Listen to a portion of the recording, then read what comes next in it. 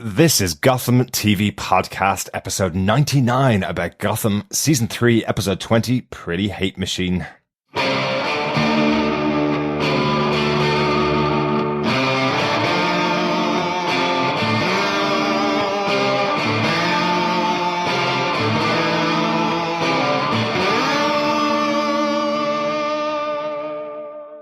I'm David Mazuz, and you're listening to Gotham TV Podcast.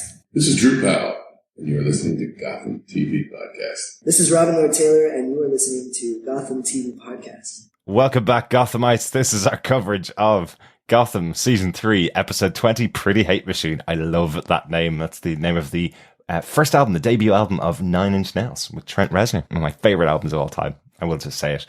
We're back with our episode 99, one episode from 100 episodes about Gotham, the TV show, and some DC movies. Not a huge amount, mostly about Gotham for the last couple of years. Yeah, it's all about Gotham, baby. I'm one of your hosts, Derek.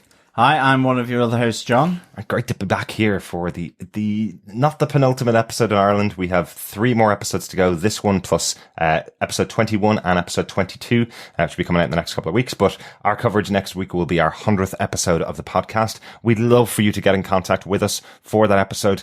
All you need to do is email us at feedback@gothamtvpodcast.com or pop over to our website at gothamtvpodcast.com and leave us a voicemail for our 100th episode. Remember, we have our Bullockism competition, where you can win a Harvey Bullock pop. I'm pointing over there because it's over there. But you could also win the first season of the base cards for the Gotham trading cards. And we're going to throw in, since it's coming up to our 100th episode, we're going to throw in a copy of season 3 of Gotham on Blu-ray, so you can watch it in high definition, the full season. Yeah, and hopefully tons and tons of extras as well. Yeah, hopefully. If you want to subscribe to the podcast and you haven't yet, if you've just picked us up, make sure you go over and subscribe on Apple Podcasts through our link at gothamtvpodcast.com/iTunes, or you can find us on any good or villainous podcast catcher by just searching for Gotham TV Podcast, and you'll get us there and subscribe. We did announce a couple of weeks ago we're going to be covering Gotham season 4 at the US pace. The US premiere is the 21st of September, so hopefully we'll have our first episode and review of Gotham season 4 episode 1 out just after that. Yeah, not too far away now. Yeah, a couple of weeks. Wow. There goes our holiday. Yeah, we have a break. Our final episode of season 3 should be on the 6th of September, so we got 2 weeks off, and then the 21st September when we have our next episode on Gotham season 4. But with that, I think we should be getting into our coverage of season 3, episode 20, Pretty Hate Machine. Can't stop saying that. Absolutely. Leslie goes nuts. Yeah, she is the Pretty Hate Machine. So, Derek, what are some of the production notes? The production notes. I love it. Yes, this episode was directed by Danny Cannon. I'm guessing that he's the one that chose the title for this episode. I think so too. He does have a real industrial punk kind of vibe about the music that he's chosen for the show. He's definitely involved in the music choices for throughout season 1 and season 2. He's the one that put out the playlist for season 1, season 2, and chose a lot of the bands that played in Oswald's and in Fish Mooney's place in first season. So I think he may have chosen Pretty Hate Machine as the title for this episode. It's a fair bet, definitely. I think so. We love Danny. We do, definitely. I just listen to his music all the time. It's awesome. The episode was written by Stephen Lillian and Brian Windebrandt. They've written 4 episodes of the season this season and have done some brilliant episodes of Gotham. But some great news for them. They have just gotten a pickup for their own show, a show called God Friended Me, picked up to series on CBS. Apparently a comedy show about a guy on Facebook who gets his profile friended by God. And so interesting premise there.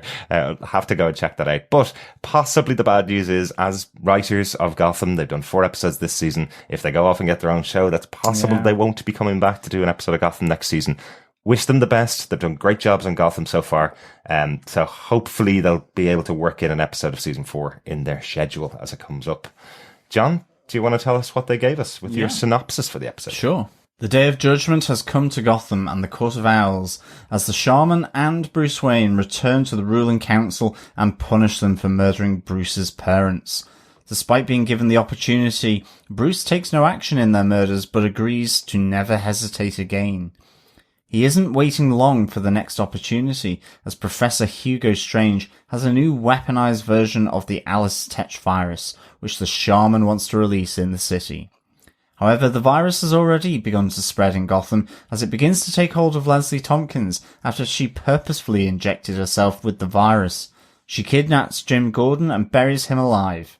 He is given two choices: either take the virus to escape his tomb and save Gotham from the virus bomb, or die 6 feet under.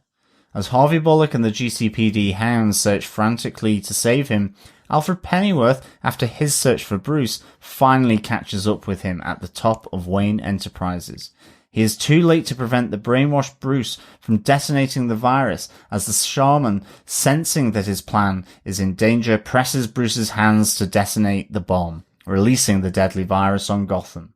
However, Alfred manages to kill the shaman for his part in this, but with his dying words, the shaman instructs Bruce to locate the Yuyan building, where he'll find the demon's head and his destiny. Ooh, yes, the demon's head. Oh, the demon's head, Yes. when I think we all know who the demon's head might be. Maybe not, maybe not. Maybe not, but We'll we definitely will talk about it later on in the definitely episode. be talking about it, yes. Yeah. I think it's time to get into our top 5 points for the episode. Yeah, spoilers are here within, even Absolutely. though we are 6 to 8 months behind the America. True, but but obviously the show's coming out on Netflix, the show's coming out on Blu-ray and DVD in the next couple of weeks, so maybe people are just listening along with our podcast at a later date, which is quite cool. Yeah. Welcome. Yes, so the way we cover our podcast obviously was top 5 points, so let's start off with point number 1, case note 1. The ruling council comes to an end. Ooh, shocker. I was really surprised at this. So this is effectively the shaman coming back with Bruce Wayne to Gotham. They came back last week. But we see them now interacting with the Court of Owls, or what we've known in the past as the Court of Owls. A little bit of deference from the team behind the court, effectively saying that the reason why they did what they did, which we'll talk about in a second, was because the shaman doesn't come back very often to Gotham. He stays away for quite a long time, which means they have to make some decisions on their own. But the decision that they've made, which goes against what the shaman would have allowed them to do, is they are the ones that killed Bruce Wayne's parents.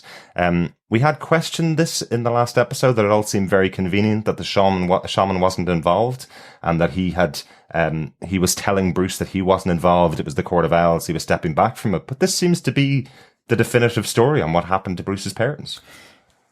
It could be. Yes. It may also could be not. Maybe It also could be that. still be a red herring from the shaman. Because he is wanting Bruce to believe, he's wanting to brainwash him, and he's done a pretty good job at that. But what better way of doing it than killing the entire council? Plus, we are now aware of the demon's head.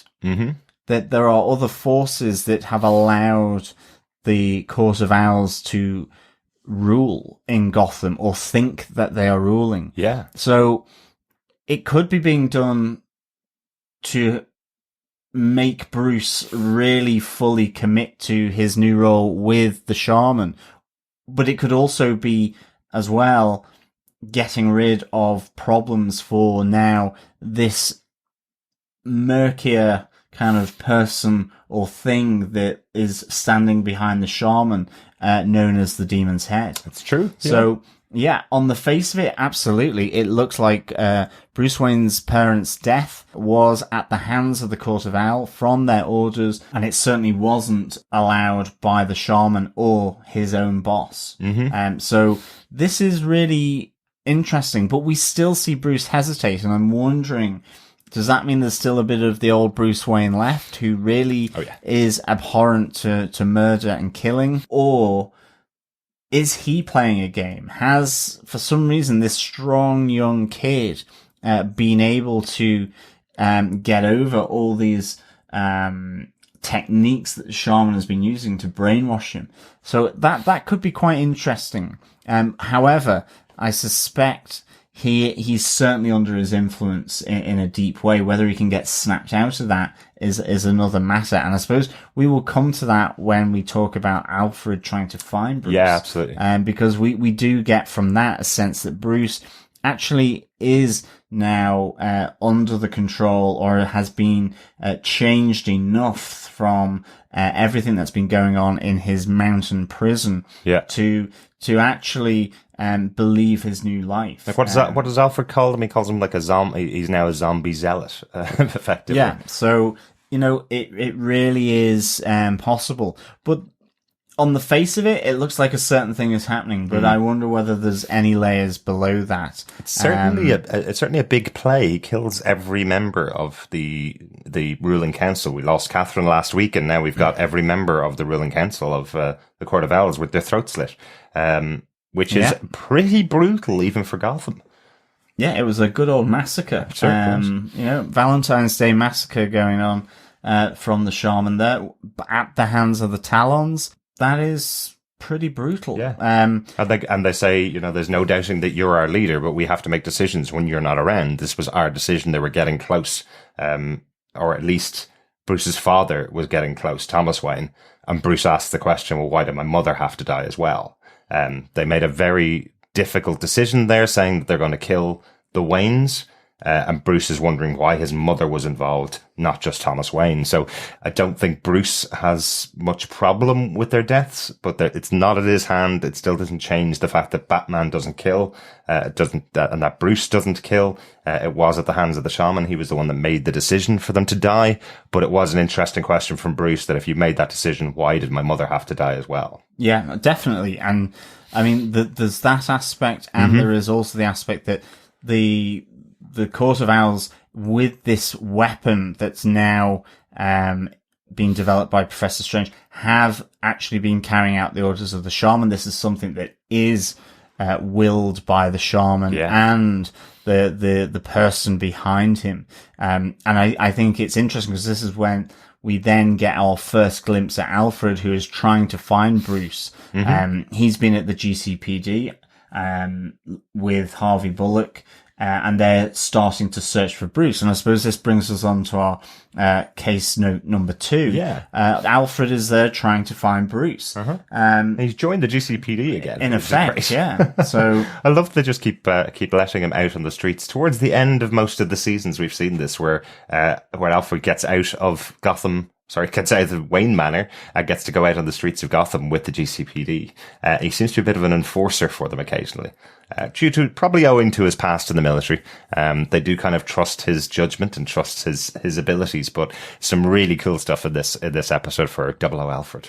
Definitely. I love how Harvey says we need to get you a badge or something so that you can be a fully fledged member of the GCPD. Like Harvey's strike force, or almost like the special branch kind of doing their thing to help the GCPD remain and retain order in Gotham. Yeah, I mean, ultimately as well, Harvey and Alfred do split here, where Harvey tells Alfred to go find Bruce, and he finds him there just after Professor Strange has revealed his new contraption to release the Tetch virus into Gotham. Yeah.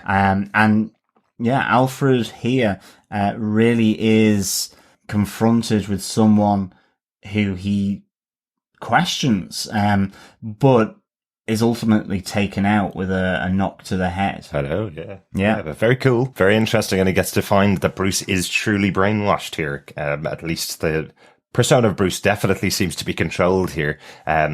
Alfred is kind of saying to the shaman, do you not know anything about this kid? He's going to be able to fight it. He's a strong kid. So maybe he's putting on a performance for the shaman, but I'm not sure. Bruce seems very convinced by the work that the shaman has done with the pins in the head for the last couple of weeks while he's been away. So, absolutely. But here we have then Professor Strange taken into custody, and this is where we really do see Harvey asking Alfred to really go full on after Strange and interrogate him. Yeah, it's not my Bullockism of the week, but saying even if there's only a pinky left, we'll book it and put it in prison is a pretty good Bullockism of the week. I did enjoy that. And to be honest, having BD Wong back on screen, I love his presence on this show. I love that they keep bringing back this kind of, he's nefarious. He is involved in all of these plans. He's doing some really, really creepy things, but he always seems to not want to be involved with all these people that are forcing him to do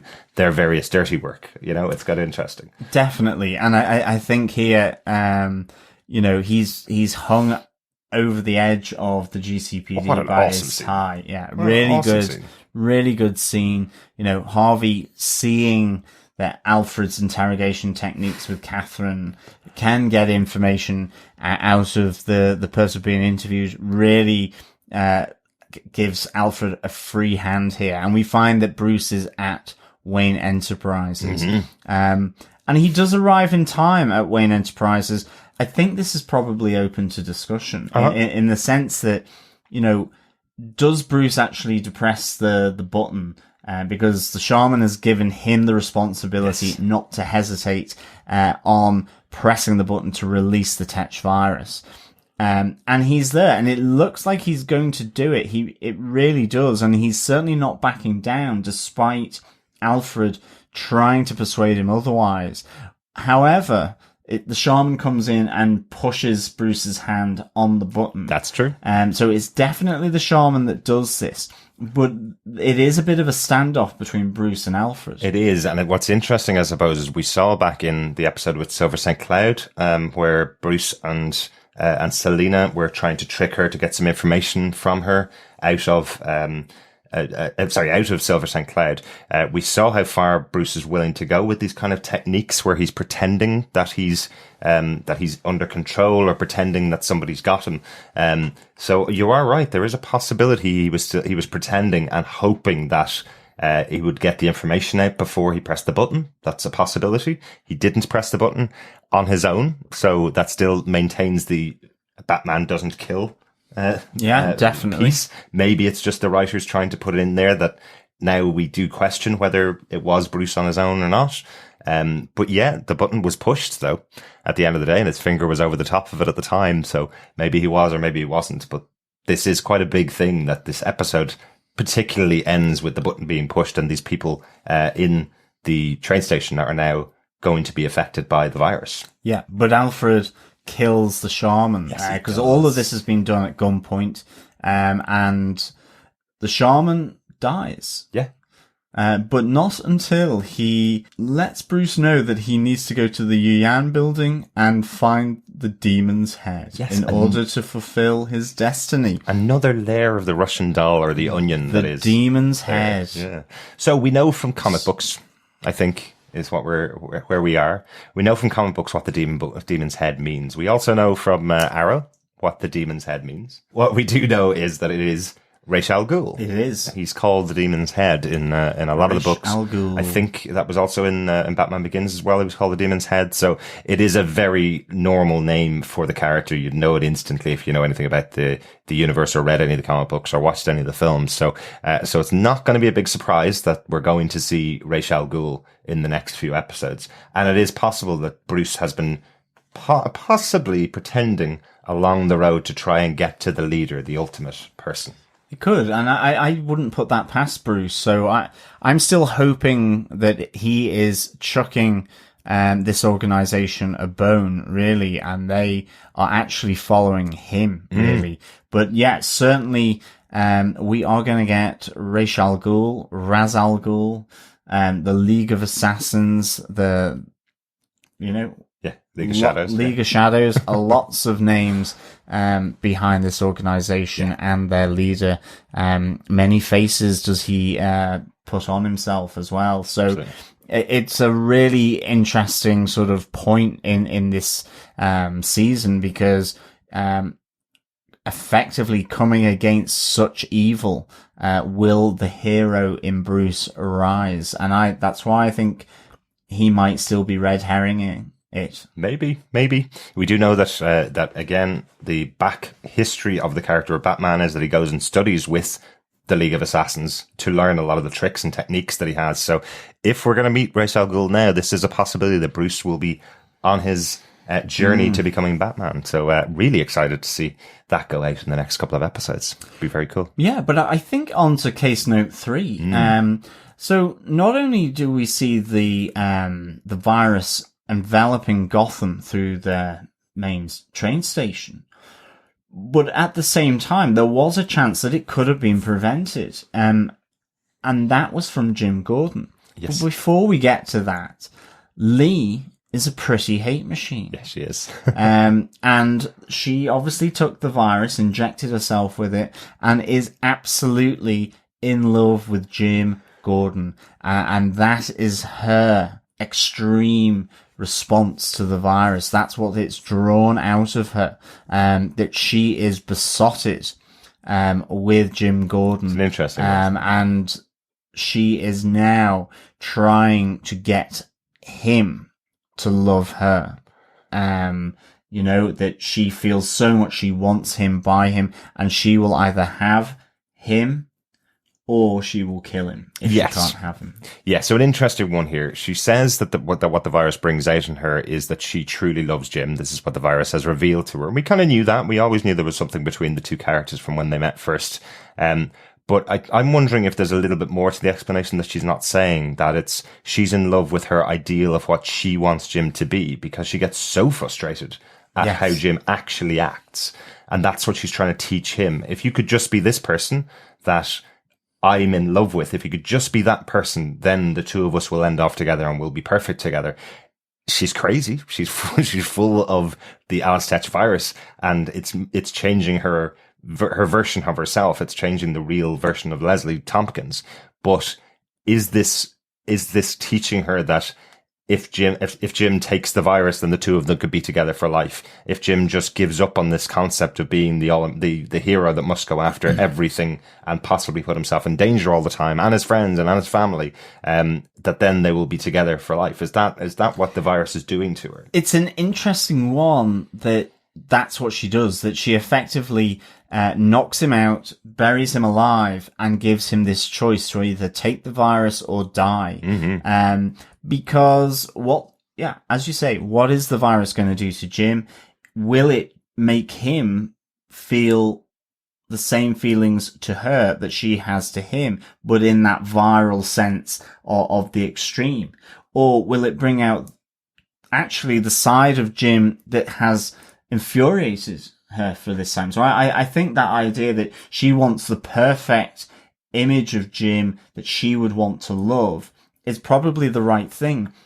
But I don't know whether she's going the right way about it to achieve that. Because, everybody wants to change the man they love. Because she still knocks him out at the station. Yeah. So after the virus, he is absolutely intent on preventing this bomb from going off. So the virus is driving him to do good. It's not making that good become evil in the same way as Captain Barnes, where his goodness of justice has led him to be a murderer. Yeah. At the moment, Jim's behavior is, now whether he's fighting it and trying to suppress it, because he's only just had it. At the moment, though, it's still, or he is able to suppress it enough where he can still act as Jim Gordon to try and save the city and to prevent this bomb from going off. Or the virus is pushing him to do that because the thing that's drawing out from him is his sense of action, justice, but justice in a different way from Barnes. Yes, true. Yeah. So maybe the virus is making. Interesting. So maybe the virus is making him a better cop. His special superpower that this brings out in him is, I'm an even better cop. And maybe he can grow a mustache much quicker than anybody else in the city and becomes our true Jim Gordon. Maybe his hair goes grey and he grows a mustache. Yeah, and that's why he is Jim Gordon from here on after. That could be it. But no, I'm intrigued by this. And obviously there is a point made very early on in the episode when Jim is talking to Leslie, saying the virus took a much longer time to take hold of Barnes. It took weeks before he started seeing signs of the executioner in Barnes. So that's an interesting point. Very clearly made that possibly this virus will not stay long in Leslie. And also the fact that Jim knows the virus is in him, maybe he can stave it off a bit longer until Lucius Fox can come up with the cure for the virus for both Leslie and Jim. Yeah, maybe. I mean, I had always seen it that Captain Barnes really had just gotten one drop into his eye, whereas they have injected it directly into their bloodstream, so it's faster acting. I suppose, so that's how I would see that. However, and unfortunately, I think I'll be proved right in this, that there is going to be some cure. Oh, yes. And the thing is that can't have Jim Gordon. It will just be, life. this cure will pop up. All of a sudden, Lucius Fox will come back and says, I've been working on this cure. And that will be that. Yet, Lucius really should have been captured in the hands of the Riddler somewhere still. And if he's been doing that, he's been doing it for some time. And, you know, Jim with Maroni and so he's still... It will just be convenient, and it will come across as convenient, I think, with how the pacing of the series has been on this. Right. And also some of the rationale that Jim has done for shooting Maroni, or in terms of his treatment of Captain Barnes. So I actually really hope that isn't the case. I hope it moves and carries over into season 4 that he has this virus, but I suspect it won't, and I suspect it will get wrapped up really quickly. And I think that will be a shame. That's just my own opinion, I think. Yeah. Because it will just be like the height of convenience. Yes. But we do know, be a shame. We do know right back to when Barnes got infected that Lucius Fox did say he was working on it, but it could take a long time. So we do know that was dropped back there. So we do know there's a possibility of it. I don't think you can have your main character like Jim Gordon go into the next season as superpowered Jim Gordon. You can. But I could also. Why be not? Wrong. Why not? Can we just quickly talk about the buried scene? The Jim really Gordon good. underground being buried alive. This must be a significant fear for a lot of people. I know this is one that my grandfather used to wake up screaming at night, thinking that he could be buried alive. And it's actually the reason he got cremated when he died, was because he was terrified that he could possibly be buried alive. Isn't that interesting? That is interesting. But yeah, I think it's one of those fears that everybody has. The idea here... Did you used to sleepwalk around their house when you stayed over with a shovel or something? No, he wasn't that So he thought scared you of were me. coming to get him to bury him. No, definitely not. But an interesting choice here. Jim either has a choice of dying over a long time while he suffocates in a box under 6 feet underground, or taking the virus, which is something that Jim would never do. He would never knowingly or wantonly take the virus. And the thing that pushes him over the edge, which I thought was really interesting, is that he's using his own detective skills. He's worked out where the Tetch virus bomb is going to be in Gotham. And if he doesn't get out, the people of Gotham won't be saved. Yeah. And that's why he makes the push over to that side, which I think is a great trait of Jim Gordon's. It's just a shame there aren't more people in the GCPD that can push 2 and 2 together. Definitely. It will be interesting to see how it plays out. Mm-hmm. But I think from one freak to another freak and his army-lessness of freaks. Okay. Case note 4, Penguin's freaks have effectively gone and left him. With the exception of Ivy in the safe house, Mr. Fries, Dr. Fries, and Firefly are now... ultimately, they have left. They have left Oswald, or seemingly. Yeah. Again, I think whether this is a ruse, I don't know. So that it draws Tabitha, the Riddler, and Barbara out into the open to come after them. Mm-hmm. I don't know. But certainly, yes, Penguin's freaks seemingly have left him.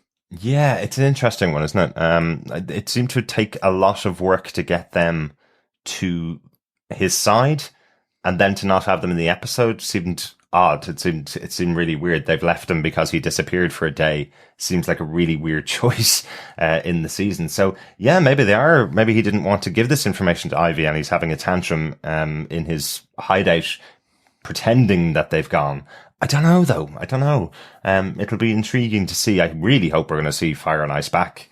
Oh, definitely. I hope so too. It would be really odd to bring them in as strongly as they did, and then for them to completely disappear. It was a really odd choice. Yeah. I mean, they do the Riddler finds his hideout, which then goes into lockdown, and which was really interesting and allows Oswald to effectively leave the safe room, but as it locks down, he manages to escape. Does Ed really want to kill Oswald, or is he just kind of getting off on the idea that he might possibly be able to kill Oswald? He seemed to hesitate quite a lot to find out why they found it so easy to get into the lockdown. They could easily have shot him there and walked out the front door in the amount of time it took them to find out that it was locked down, and for Penguin and Ivy to escape.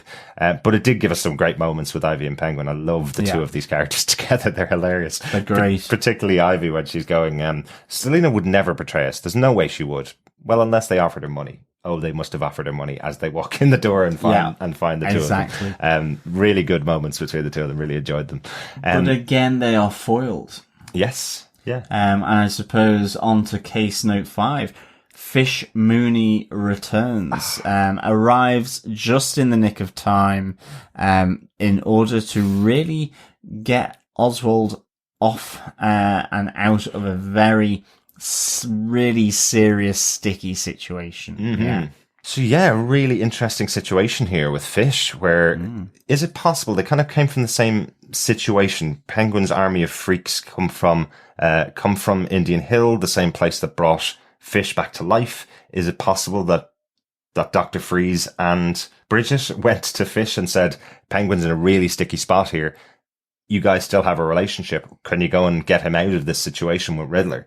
Is it possible that there's some involvement there between those three characters? And that's why they haven't left Oswald. They've done something to get him out of this situation. Yeah, it could be. I mean, this will really be interesting because, we've not seen Fish now for a long time. And certainly it was Oswald and her that really kind of, to some extent, came to some kind of mutual understanding that they were on the same side, that they had a lot of mutual respect for one another. Mm-hmm. So I really hope that this takes an interesting turn, because I think Oswald and Fish are great together, whether it is being the Umbrella Boy, hating one another, battling one another, or maybe now teaming up together. Yeah. But still, I wonder whether Oswald will see her as a threat. He really is hoping to recapture that crown of the King of Gotham. But it was really interesting. He did mention about Moroni and Falcone. He's kind of pining for the days that they were the people in charge, because they never would have accepted the kind of things that Barbara does, the kind of things that Riddler does. They never would have accepted that kind of stuff in the city.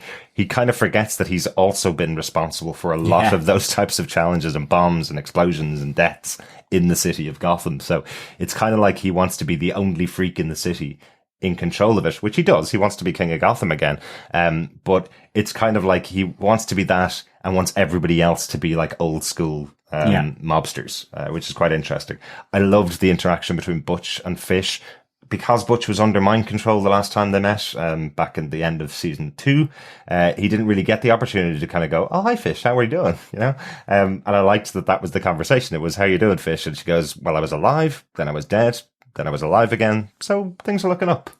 Yeah, I think that was a really nice little reunion moment in the midst of all of this, and I thought that was really good to see, because in some ways it was nice just having Fish, Oswald, and Butch all together again. 3 characters in the pilot, really, really cool to see that. And again, I just think it will be really interesting to see what Fish and Oswald, what their storyline is going to be. Yeah.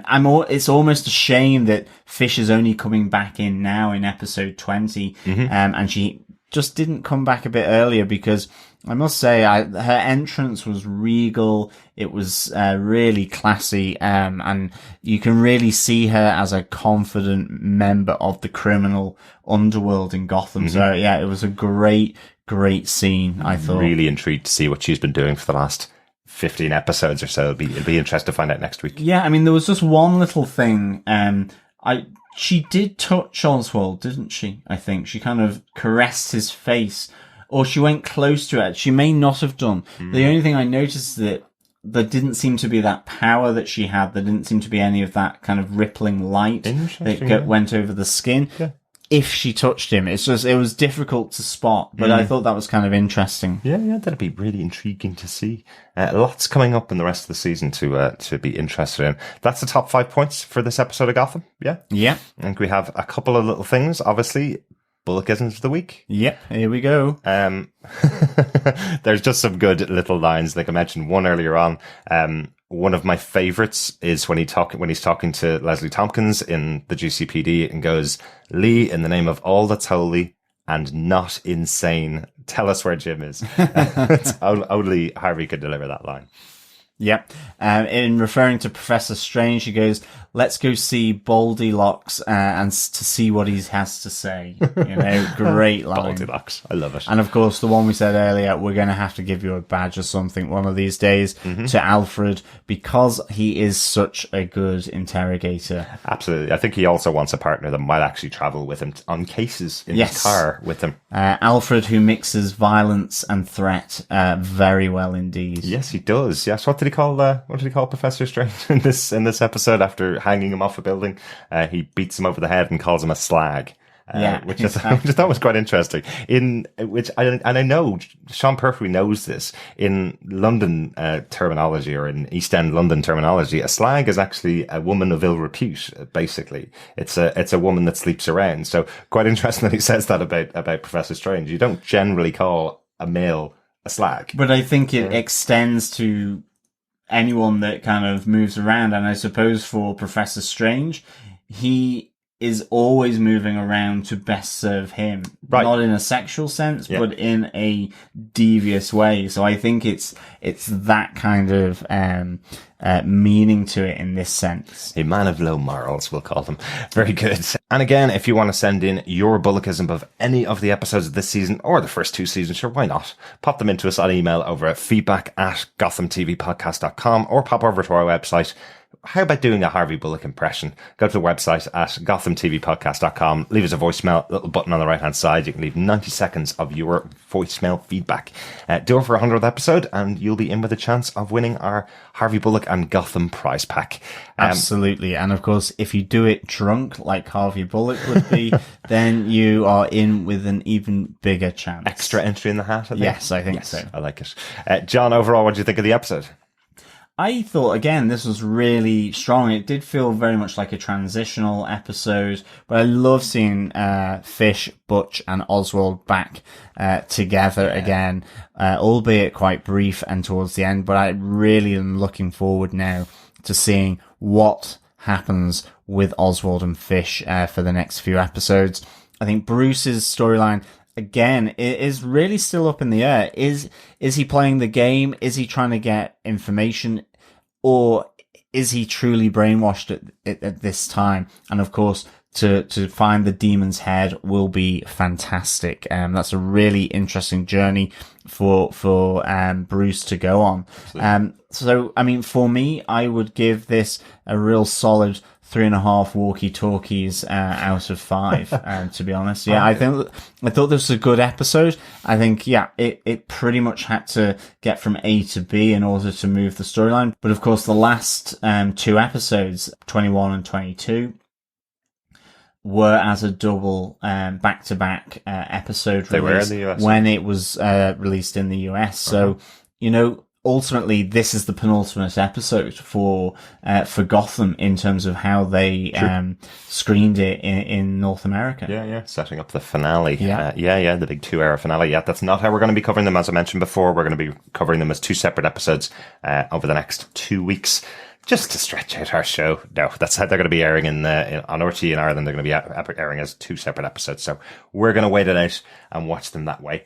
I think it's on to feedback, John. Yeah, you can send in feedback through our Facebook group. Just go over to facebook.com/groups/Gotham TV podcast. There is the more traditional methods at this moment now where you can send it in to feedback@gothamtvpodcast.com by email, or you can leave a voicemail. Go to gothamtvpodcast.com and click on the right-hand side tab on the screen, and you can leave up to 90 seconds of voicemail for us to air on the show. Absolutely. Yeah. But yeah, our first bit of feedback comes from Annalise. She goes, "So I don't remember much about this episode itself, as it wasn't one of my favourite episodes of the season, but more people, I watched it when I was over with a group of fans for Heroes and Villains Fan Fest in London. And as a result, that was one of the most enjoyable experiences I've had when watching an episode so far." Yeah, do you remember when we were over at New York Comic Con and we had an entire room of people watching an episode of Gotham the day before it aired in the US? It's definitely one of the best experiences I've ever had. It was amazing.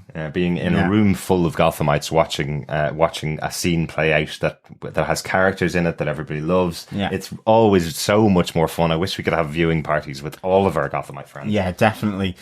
She goes on, "I remember gasping really loudly when all of the rest of the court was beheaded by what I can only guess is the League of Shadows. I really would have liked the court to live on a bit longer, but alas, Gotham needed to match kill counts with Game of Thrones." I also love how Alfred became an interrogator for the GCPD yet again in this episode. Hugo's a tough cookie to crack, but again, Alfred is able to obtain the information he seeks. Just like Lee turning, I had even more mixed emotions with Jim's decision to take the virus. I understand he had no other way to save everyone in time, and yes, I wonder. I also think I may be in the minority in this, but I'm starting to find Jim and Lee to be a repetitive on-off relationship, and looking at them again for this episode, little bit repetitive. Darkly reminds me a lot of Stabby Babs after she first went crazy. Interesting. Yeah, I mean, I suppose it definitely comes a point to when you stop drawing out that particular storyline. I mean, it is very long running, and if you think of Jim, he went into this straight off Barbara as well, Barbara Keene. So, I mean, Jim has been in relationship difficulties as part of his character for a long, long time now, and seems to really find it difficult to hold down a relationship because of how he behaves. To some extent, Annalise, I actually would not disagree with you on this. I don't think it's really come to me at this moment. I'm really enjoying actually having a darker version of Lee Tompkins on the screen. But at the same time, some of my views on Jim Gordon as a character has been that sometimes it's maybe the nature of the character, the nature of him being an anchor for the show, but feel as though it can be a bit one-dimensional. And I suppose to an extent, this relationship thing is very much a long continuation of when he was seeing Barbara Keene now. It's just a change. But there's the same kind of issues that are dominating. It's changed in the sense that now there's a virus, but, you know, it is that he is unable to protect. He looks more at his job rather than the relationship. Yeah. You know, but I don't know. I think for myself, while I do understand your opinion on, at least, I think for myself, the two characters haven't been in an on and off relationship at all since she left him in the middle of season 2. In fact, he left her, he dumped her and then went to prison. That's the last time they were actually in a relationship. So this is more about his interactions with the women around him that he was formerly in a relationship with, and they're terrible. And that's part of Jim's character. I think we saw even in the Dark Knight films and in the comic books, Jim doesn't have a long-lasting relationship in his life. He does have kids with a Barbara Keene, or with a Mrs. Gordon, as she was formerly known in the comic books, who eventually was Barbara Gordon. But it doesn't last very long. He does have extramarital affairs. He does have other stuff that's going on in his life, and he's never been known as a character with a long-term relationship with a woman. And the way they've kind of translated it in the show is that even the ones that he does have long relationships with, they break up, and he has terrible relationships with them afterwards. So it's really interesting that you do say that. This isn't coming out of it's coming out of formal love between the two characters. She does mention that she's still in love with them, but they're not back together. They're certainly not on the path to marriage like Barbara thought they were. But yeah, I do understand, but I think that's how they're managing a relationship between the two characters in the show, more than anything else. Claire Payne also sent us in some feedback. She says, "Hi, Derek and John. Well, I agree with Butch. Fish Mooney knows how to make an entrance. She sure does. And a good one, too, yeah. It's brilliant how she interrupts the ongoing feud between Ed and Oswald. Fish's direct interactions to Ed, whoever he may be, was fantastic as she takes her little penguin away. Intriguing to see why Fish has come back for Oswald. I've always been a huge fan of Dr. Tompkins, a supporter since season 1. I admire her stability, strength, intelligence, and morals, especially when it came to Jim. With Leslie infected with the Alice Tetch virus, it's really easy to see it has brought out the deeper love she has for Jim and desires for Jim to join her. Okay, Leslie is now officially mentally mad as well, but putting Jim in a coffin and burying him alive is a stroke of genius, and high five all round to the writer's table, as Jim can only escape if he injects himself with the virus. The special effects of Jim coming out of the ground after taking the virus was so Absolutely, good. Yeah. It's really cool, wasn't it? Professor Strange delivering the Tetch virus bomb to his sensei, then he willingly surrenders to Harvey. My bullockism for this episode is when Harvey calls Strange Baldilocks to Alfred. Harvey giving permission to Alfred to interrogate Strange was dramatic and emotional, as Alfred just wants his boy back and refuses to believe that Bruce has been permanently brainwashed by the shaman. The shaman earned that bullet in the head. Thankfully, he pushed the button and not Bruce.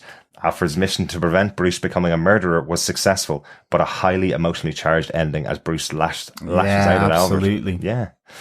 Is this the end of the Course of Owls? Says Claire Payne. After the mass execution, with the exploding bomb infecting the city of Gotham, I wonder how many more crazy people we will see. Maybe it's time for Bruce to go down his path of becoming Gotham's hero. Thanks, from Claire. Yeah, it's interesting. They did set up something very specific in this episode, which I liked, because it's not the entire city of Gotham. This isn't one of the master plans. This is that they'll infect 1,000 people in a specific location, and those 1,000 people will go out and take on the city effectively. So they're going to take Gotham down, but it's being confined. So if they take out these 1,000 people that are in the train station or the bus station, if they do that, then they've contained the virus. So it does give them an out. It isn't the entire city. It's not like the Scarecrow's plan, where if the fear toxin is going to spread across all of the city, they have to just contain this situation. So a nice little out there from the writers. But if we do see 1,000 people who've gotten the virus go out and attack Gotham, it's going to be quite significant. Yeah, I agree with Claire's dark streak here that the shaman earned that bullet in the head.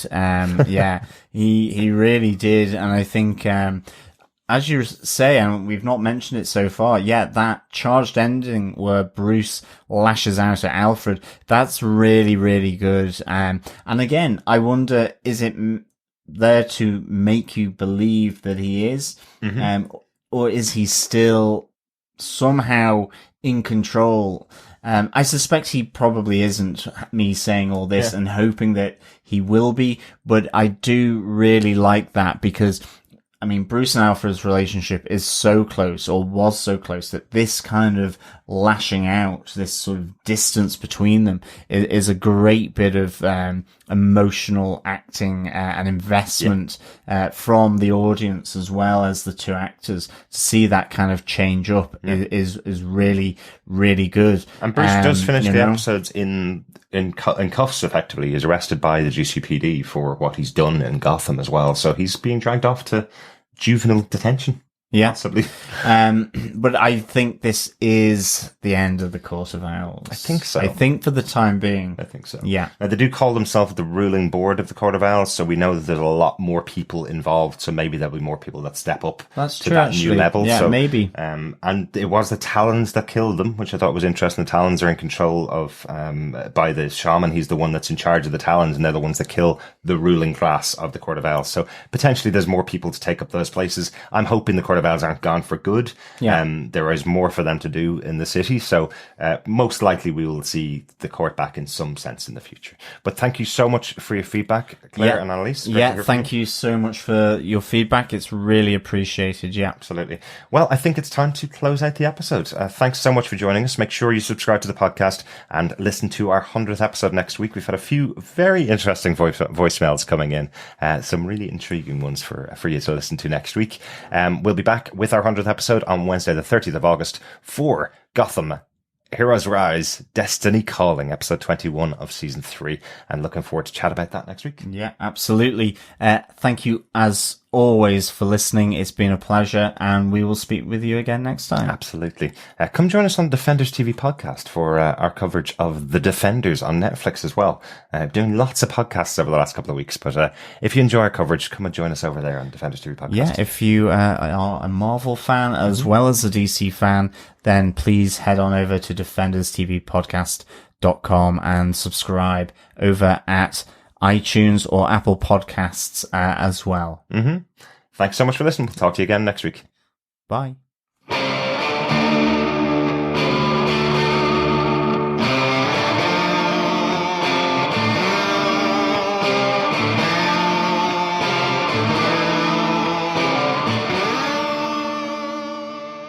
Thanks for being a Butch supporter. Butch loves you, baby.